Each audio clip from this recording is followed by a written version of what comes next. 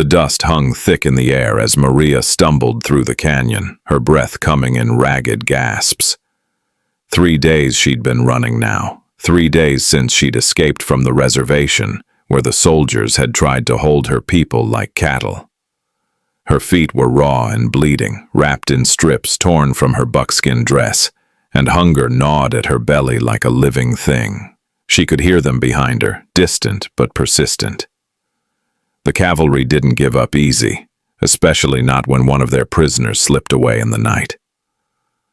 But Maria had learned to move like smoke through these mountains, taught by her grandmother before the soldiers came, before everything changed.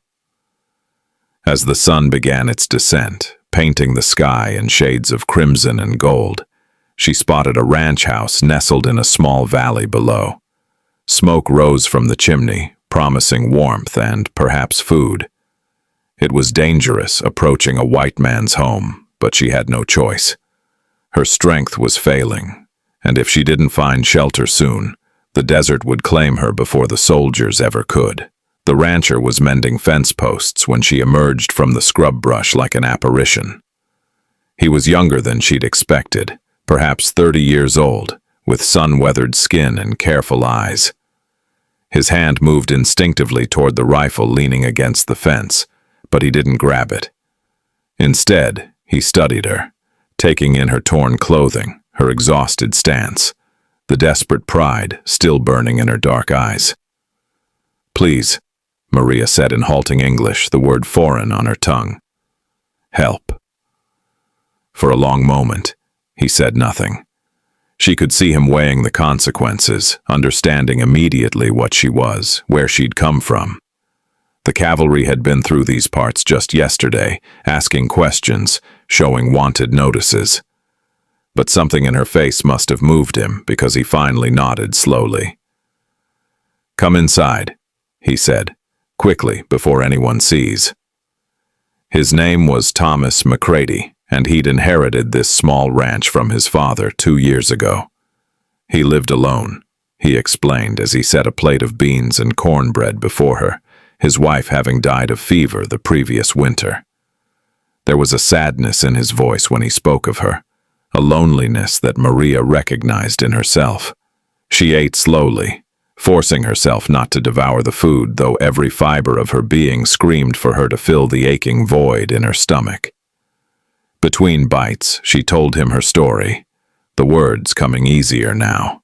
How the soldiers had rounded up her band, forcing them onto land that wasn't theirs, land that couldn't sustain them. How the children cried from hunger, how the old ones died one by one from despair as much as disease. How she'd waited for the right moment and then ran, knowing she might die, but unable to live another day in captivity. Thomas listened without interruption, his blue eyes serious. When she finished, he pushed back from the table and walked to the window, staring out at the darkening landscape. "They'll come looking," he said finally. "They always do." "I know. I will leave before dawn." He turned back to her and something in his expression had changed. "Where will you go? You're half dead already. Another 3 days in the desert and you won't make it to wherever you're headed." Maria lifted her chin. "Then I will die free.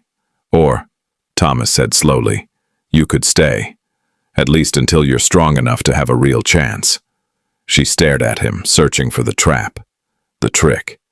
White men didn't help Apache women, not without a price. But his face held only a quiet determination, and that same loneliness she'd glimpsed before. "Why?" she asked simply. He was quiet for a long time. "My wife, before she died, she made me promise something. She said I shouldn't let grief turn me into stone, that I should remember there's still goodness to be done in this world. Maybe this is what she meant." That night, he gave her his bed, insisting despite her protests. He took blankets to the barn, promising to keep watch in case the cavalry came searching. Maria lay in the unfamiliar softness, her body aching but finally warm, finally safe. And for the first time in months, she allowed herself to cry. The soldiers came 2 days later, Maria heard their horses before Thomas did, and she scrambled from where she'd been helping him in the garden, ready to run. But Thomas grabbed her arm. "The cellar," he said urgently. "There's a space behind the preserves. Get in there and don't make a sound, no matter what you hear." She wanted to argue, to tell him not to risk himself, but there was no time. She slipped into the small house and down through the trap door, wedging herself into the narrow space he'd described.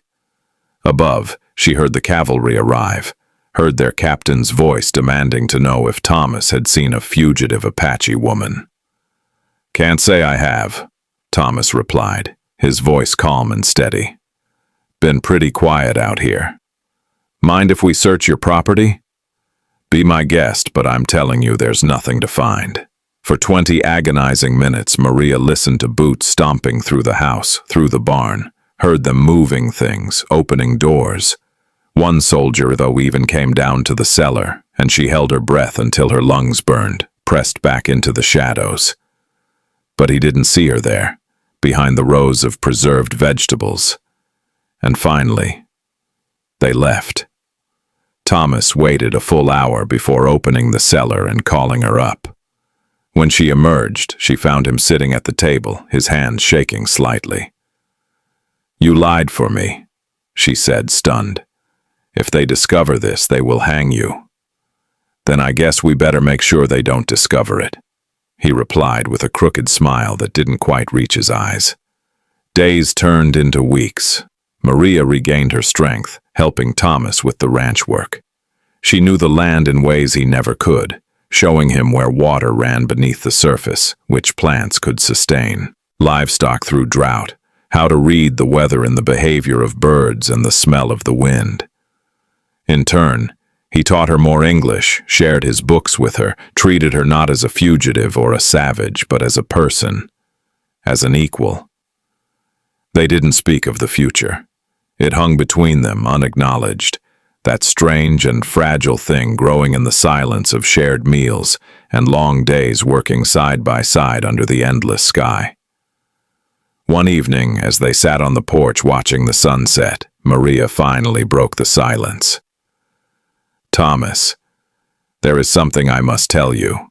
He turned to her, concern immediate in his eyes. "What is it?" She placed a hand on her belly, her voice steady though her heart raced. "I am with child. When the soldiers had me at the reservation, there was a man, one of my people. Before I escaped, before everything fell apart. He died there from the sickness that took so many. But his child lives in me." She watched his face carefully, waiting for the rejection, the anger, the disgust.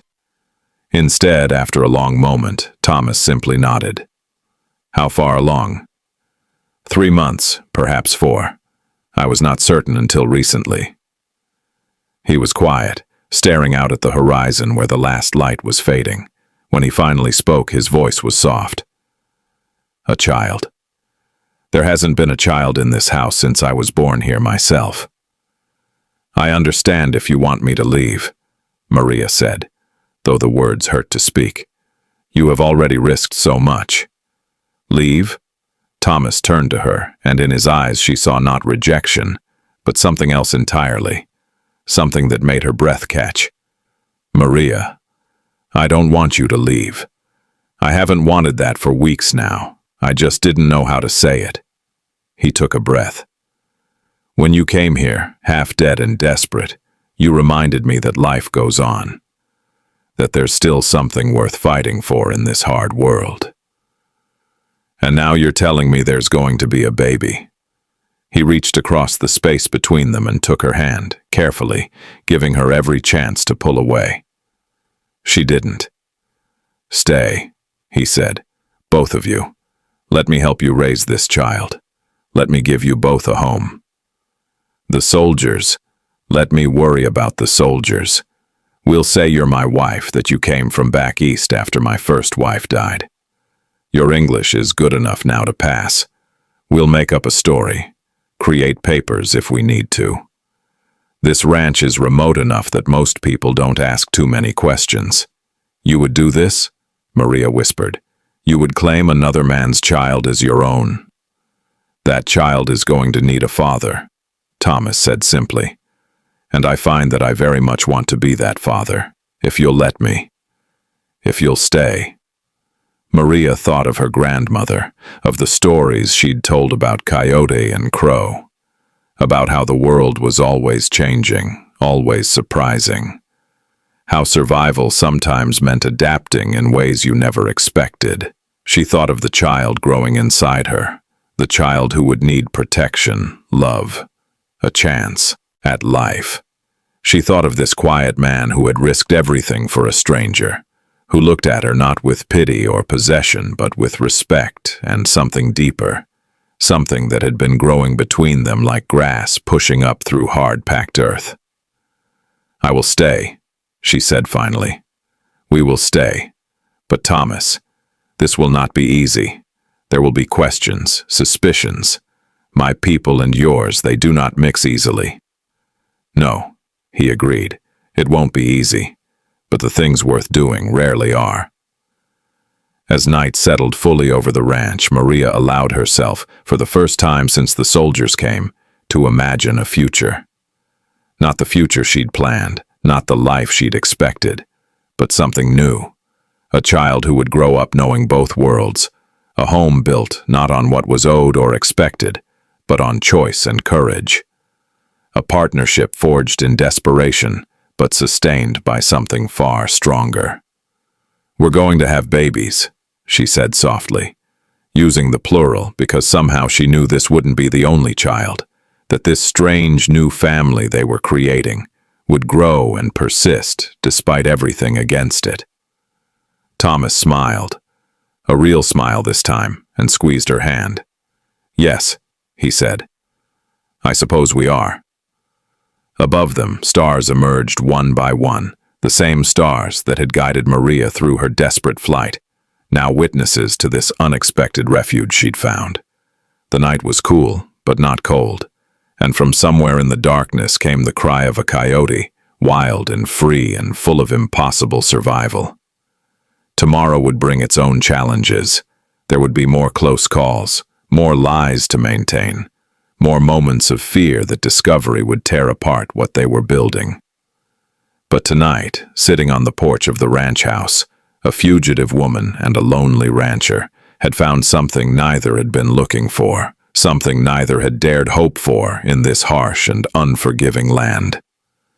They had found each other, and that would have to be enough.